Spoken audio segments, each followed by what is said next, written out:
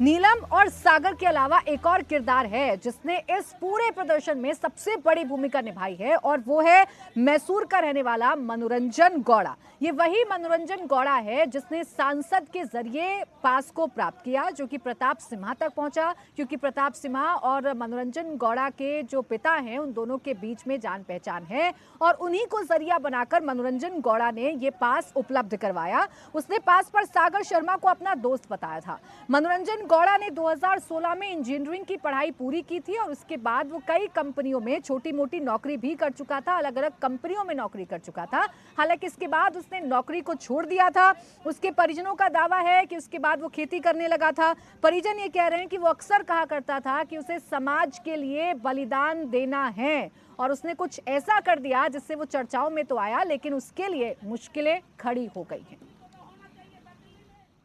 मैसूरू के विजयनगर इलाके में फिलहाल हम मौजूद हैं और यहाँ पर मनोरंजन का ये घर है। फर्स्ट फ्लोर में मनोरंजन अपने माँ बाप के साथ रहता है। ये पूरी बिल्डिंग उनकी है। ग्राउंड फ्लोर यहाँ पर किराए पर दिया गया है।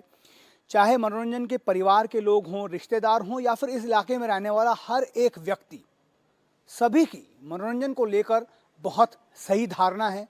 सबका ये मानना है कि मनोरंजन एक सीधा साधा लड़का है, उसमें किसी भी तरह की गलत आदत नहीं है, बहुत ज़्यादा पढ़ाकू है, घर में 10,000 से ज़्यादा किताबें हैं, मोहल्ले का कोई भी इशू हो मनोरंजन उसके लिए लड़ता है। हर आदमी के लिए यहाँ पर हक की लड़ाई के लिए वो यहाँ के सिस्टम से लगातार जूझता रहता है। इसीलिए यहाँ के लोग उसे बहुत सीधा साधा लड़का मानते हैं। यहाँ के लोगों का ये भी कहना है कि साल 2014 में जब पहली बार प्रधानमंत्री नरेंद्र मोदी के नेतृत्व में सरकार बनी थी, उस वक्त मनोरंजन ने उसे सेलिब्रेट भी किया था। हालांकि किसान आंदोलन के बाद उसकी धारणा बदलने लगी।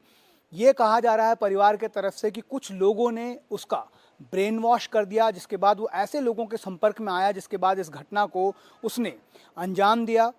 ये भी बताया जा रहा है कि जब कुछ महीने पहले वो यहाँ से दिल्ली गया था, मनोरंजन के पिता ये कहते हैं कि वो 3 से 4 बार पिछले 1 साल में दिल्ली गया था।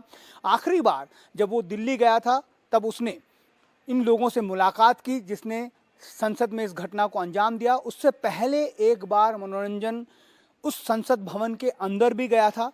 वहाँ पर उसने कहा जा रहा है कि संसद की पूरी रेकी की थी। उसने इस बात को सुनिश्चित किया था कि अगर जूते के अंदर किसी नॉन मेटल वस्तु को लेकर जाया जाए तो वो सुरक्षा कर्मियों की जद में नहीं आएगा, वो पकड़े नहीं जाएंगे।